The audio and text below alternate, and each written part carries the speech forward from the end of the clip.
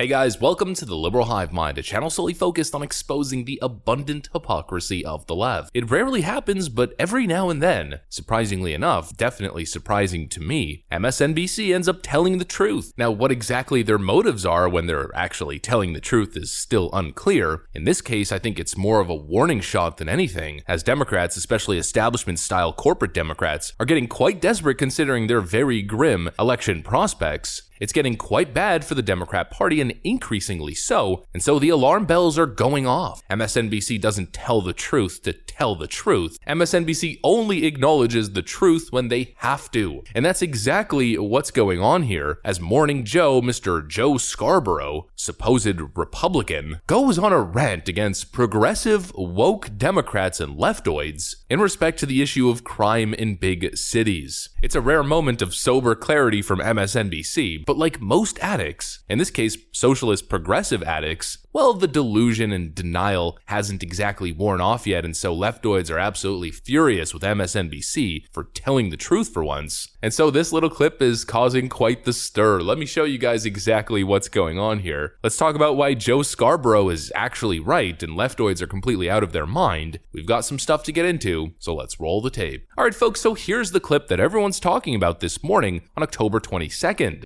When you have cops quitting left and right in Philadelphia because they don't feel like, they're not going to risk their lives so they can arrest people who are going to be out on the street the next day. And then you have progressives telling people in Philadelphia, telling these people, oh, you're wrong. Don't believe your lying eyes. Don't believe the fact. There's something wrong for you for being afraid to go to work. There's something wrong with you for being afraid to go home, as they were talking about right there.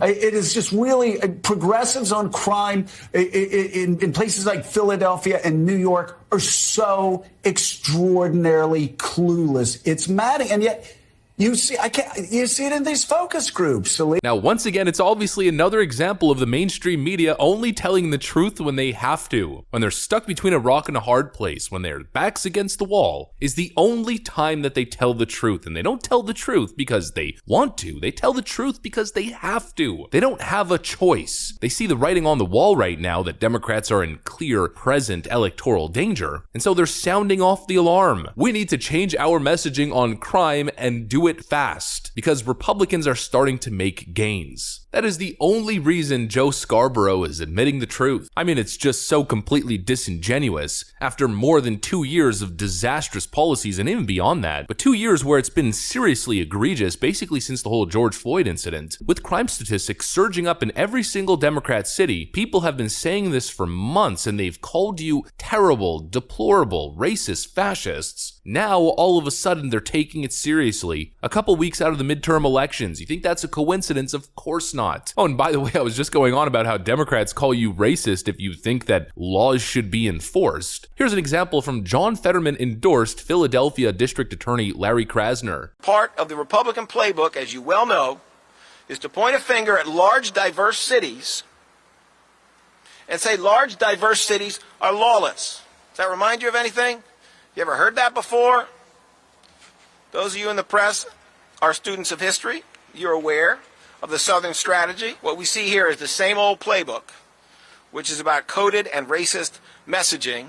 It's about blaming the biggest city in Pennsylvania with the most diverse population for having the same national struggle that we have with gun violence everywhere, and even having increases that are less than the committee's counties. It's racist to talk about lawless Democrat cities. No, it's basic common sense. And just like Joe Scarborough said, you people have completely lost your minds when it comes to the issue of crime. This naive notion that everyone's good and everyone means well. This idea that criminals should be coddled. It's completely ridiculous. But that is the far-left Democrat stance, and actually John Fetterman from Pennsylvania is the perfect example of out-of-your-mind, wacko leftist policies when it comes to the issue of crime, and just the thought process and the philosophy behind it is really the craziest part, this coddling of criminals. Here's a great example from John Fetterman. People in the public think that you're talking about all bunch of Hannibal Lecters in prison, and they're not.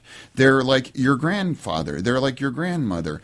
I tell people, watch The Shawshank Redemption if you haven't already, and think about Morgan Freeman sitting in front of you after doing 40 years.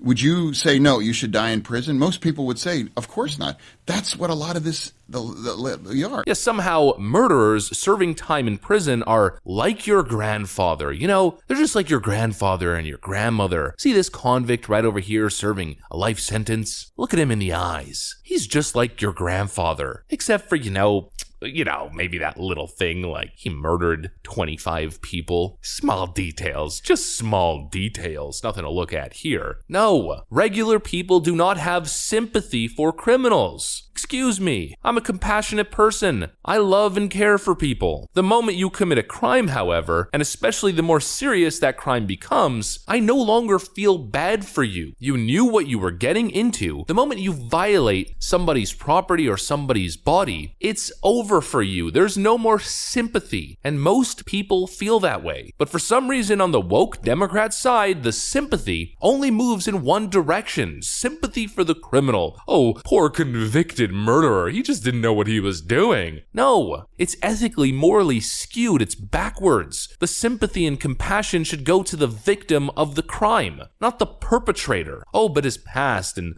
systemic racism. It's not an excuse. And the more we make it an excuse, the more we're going to see this continued rise in crime. The more we justify people's actions, the more a system is created that coddles criminals and that forgives their crimes, the more they will feel emboldened to commit said crimes. It's very simple. Without consequence, human beings can do some truly evil and despicable stuff. This idea that human nature is pure and good is ridiculous. There are pure and good people. There are people who would literally never hurt a fly. But there's also truly evil people who live among us. There's true chameleons and sociopaths and psychopaths who, if they could get away with it, they'll do it. It's that simple. And this naive, woke liberal worldview is hurting people more than it's saving. That is the simple fact of the matter, and it's about damn time that somebody at MSNBC or someone within the leftist media sphere admits the basic truth. These Democrat policies and this Democrat compassion is literally killing people. Here's a great example, once again from Philadelphia, involving John Fetterman. I mean, he's the weak on crime guy, so we'll just keep using him as an example. John Fetterman enthusiastically endorsed radical DA Larry Krasner, the same guy I showed you guys earlier, calling him a champion of criminal justice reform. In 2012, Jamir Harris was sentenced to life in prison for first-degree murder. Last year, Philadelphia District Attorney Larry Krasner's Conviction Integrity Unit released Harris, and now he's wanted for murder again. Fetterman praised Krasner's unit as crucial and truly groundbreaking. Jamir Harris is wanted for murder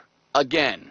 Now 33 years old, Harris was set free from prison last year after serving 8 years for a previous murder conviction, after the district attorney's Conviction Integrity Unit successfully won Harris's freedom, making headlines in the Philadelphia Inquirer that had photos of Harris celebrating with his mother. But now Fox 29 News has learned that just 2 weeks ago, Philadelphia police got an arrest warrant for Harris for another murder last month.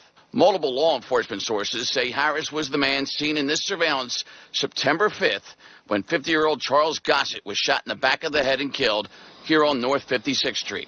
Harris had been convicted of a murder that happened 2 nights before Christmas in 2012, when 45-year-old Lewis Porter, who had his 5-year-old son close to him in the back seat, was hit with as many as 17 shots fired at him in the parking lot of Walgreens on Oregon Avenue. This is not compassion, it's not crucial and groundbreaking, it's not criminal justice reform, it's moronic, idiotic, naive left-wing policy that has serious collateral damage attached to it. People are losing their lives. Look at the loss of life in Chicago, Philadelphia, Detroit, New York City, Los Angeles, Oakland, San Francisco, Portland, Oregon. The list goes on and on and on. St. Louis, Missouri, Milwaukee, Minneapolis. Look at the data. Democrat policies are literally killing people, just like their policies are at the southern border. Whether it's the 1,200 people who lost their lives crossing over the border in a single fiscal year, or whether it's the tens of thousands of people who are losing their lives due to drug overdoses now that the cartels are in control. I mean, it goes on and on and on. Look at what's happening in Ukraine as liberals continue to egg on this war so they could wear that Ukrainian flag as a badge of virtue. We're talking about serious loss of life here. These leftoids aren't the good guys. They're architects of suffering, and that is the reality. But that's also what I got for you guys in the video. If you enjoyed it, make sure to leave a like and possibly subscribe to the channel. I'm gonna get back to work. Thanks for watching, folks, and I'll see you on the next one.